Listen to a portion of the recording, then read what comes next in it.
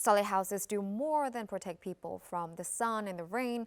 They also allow local residents to work with peace of mind, develop their livelihoods, and improve their lives. Yes, Phoebe, and this year, Cà Mau Province is continuing to support the construction and renovation of more than 1,000 houses for families in need of housing assistance. And our report from Châu Thời Commune, one of the first localities to implement the program. Classified as a near-poor household in the area, Coop's family lived in a dilapidated house for many years but could not afford repairs. With 4 children to raise, her income was only enough to cover daily expenses. However, happiness has now come to her family as they have received support to build a new house as part of the program to eliminate temporary housing.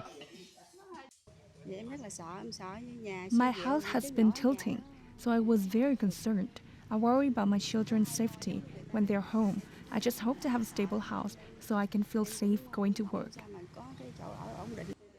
Under this year's plan, Cà Mau will build or renovate 1,069 houses for households living in poverty or near poverty, as well as for families of resisting war participants exposed to toxic chemicals, particularly those facing housing difficulties.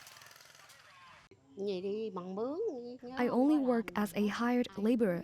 I do whatever work is available, so I don't have enough money to repair my house. Now that I have been given a new house, I'm very happy.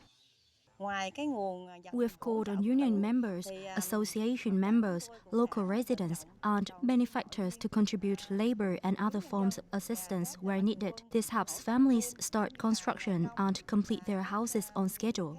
These homes not only help families in need live more safely, but also give them more hope to overcome poverty and build a stable life.